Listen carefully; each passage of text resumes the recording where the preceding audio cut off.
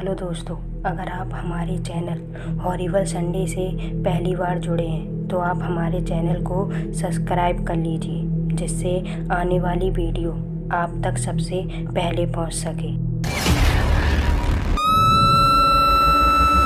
मंडप में शादी के जोड़े में बैठी नेहा के चेहरे पर खुशी की चमक उमड़ रही थी। आखिर उमड़ी भी क्यों ना, उसकी शादी जतिन यानी उस लड़के से हो रही थी जिसे वो अपनी लाइफ में सबसे ज़्यादा चाहती थी। शादी का समारोह खत्म हो चुका था। नेहा भी अपने ससुराल आ गई थी। सामने माधव काका खड़े थे। जतिन ने उनसे कहा, काका, रूही ने खाना खाया? हाँ साहब, आपके जाने के बाद बहुत रो रही थी, लेकिन मैंने उसे बहला फुसलाकर खाना खिला के सुला दिया है। इतना सुनकर जतिन अपने कमरे की तरफ चला गया।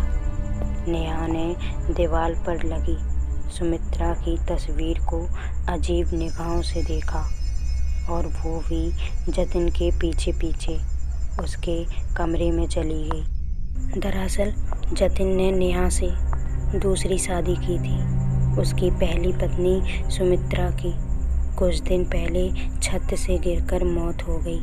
ये कोई दुर्घटना थी या कुछ और, किसी को नहीं पता। जतिन की 7 साल की बेटी रूही थी। इतनी छोटी बच्ची बिना माँ के कैसे रहेगी, ये सोचकर जतिन ने नेहा से शादी कर ली। अगले दिन जब रूही ने नेहा को देखा तो वो एक नज़र टकी लगाकर नेहा को देखती रही, फिर अपने कमरे में चली गई। रूही का ज़्यादातर ध्यान माधव काका रखते थे।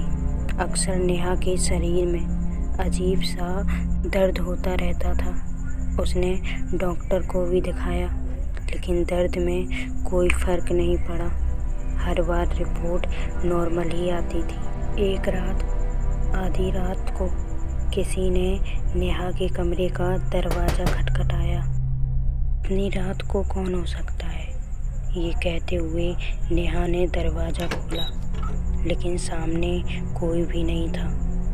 दरवाज़ा बंद करके नेहा वापस बेड की तरफ बढ़ी, लेकिन पहले से ही नेहा की जगह पर कोई और लेटा था। पल भर में वो आकृति हवा में गायब हो गई। उसके दूसरे दिन नेहा सुमित्रा की तस्वीर के सामने खड़े होकर कुछ बड़बड़ा रही थी। ओ सुमित्रा, मैंने तुमसे कहा था कि जतिन से शादी मत करो। अगर तुम उस दिन मेरी बात मान जाती तो आज तुम्हारी इस फोटो पर माला ना चढ़ी होती। और अफसोस की बात तो ये है कि आज तक किसी को पता भी नहीं चला कि उस रात छत पर से धक्का मैंने तुम्हें मारा था। चलो, अब तुम्हारी बेटी रूही को भी तुम्हारे पास पहुंचा देती हूँ। आखिर वो कब तक तुम्हारे बिना ऐसे जिएगी। नेहा रूही के कमरे में गई। रूही एकदम उदास मन से बैठी थी। नेहा ने कहा, क्या हुआ बेटा, माँ की याद आ रही है? थोड़ी देर तक रूही नेहा को ऐसे ही देखती रही। नहीं आंटी, मुझे माँ की याद नहीं आ रही है। मैं इसलिए उदास हूँ क्योंकि माँ पहले से जैसे मुझसे बात नहीं करती। जब से आप आई हो तब से वो आपकी पेट पर ही बैठी रहती है।